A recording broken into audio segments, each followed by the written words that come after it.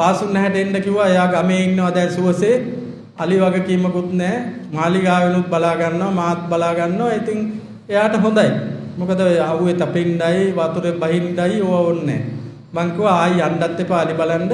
තැන් වල ගියාම වෙන්නේ ආයි මේ මඩ කන එකයි ඔය මේවා කන එකයි පාරේ ඉඳගෙන ඉන්න එකයි කුටි කන එකයි අලින්ගෙන් ඕවා වෙන්න එපා. දැන් ගෙදරට වෙලා සතුටෙන් ඉන්න කලානේ හොඳට.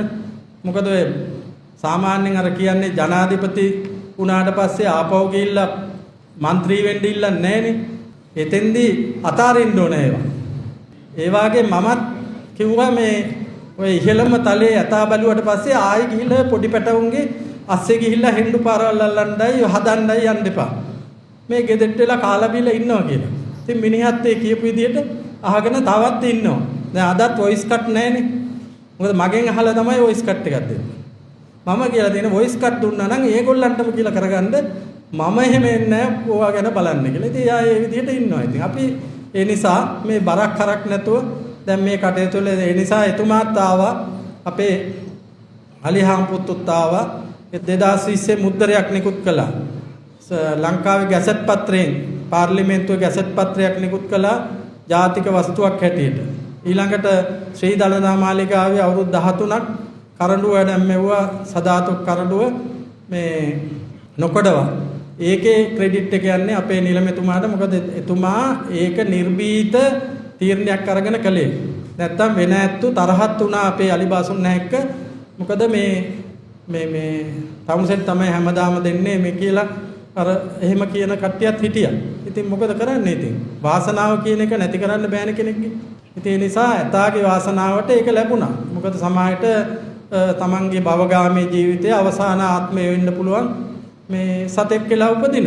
ඉතින් එහෙම අයට ඒක ලැබෙනවා. ඉතින් කාටවත් ඊර්ෂ්‍යා කරන්න ඕනේ නැහැ තමන්ට ලැබුණ නැහැ කියලා.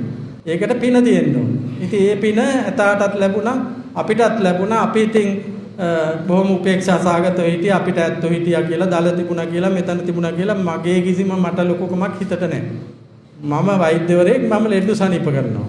මෙව්වා මේ හම්බෙච්ච අපිට වගකීම් සහ යුතුකම් මෙව්වා අපි ඉෂ්ට කළා. ඒකනේ අද මේ රැකුනේ.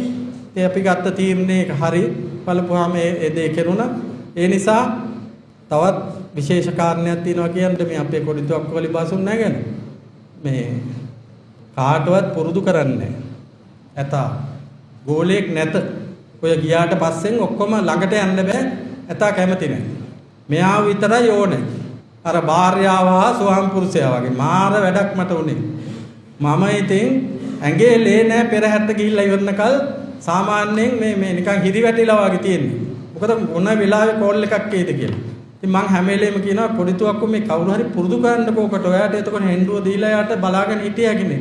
හදිස්සියේ බඩේ අමාරුවක් හැදුනා උණක් හැදුනා කොහොමද මේ දළදා මාලිගාව පෙරහැර වඩම්මන්නේ කරඬු වඩම්මනකොට මොන හරි තාලාම කිසි දෙයකට බය වෙන්න එපා මට මොකවත් වෙන්නේ නැහැ. ඕම් කියපු කතාව.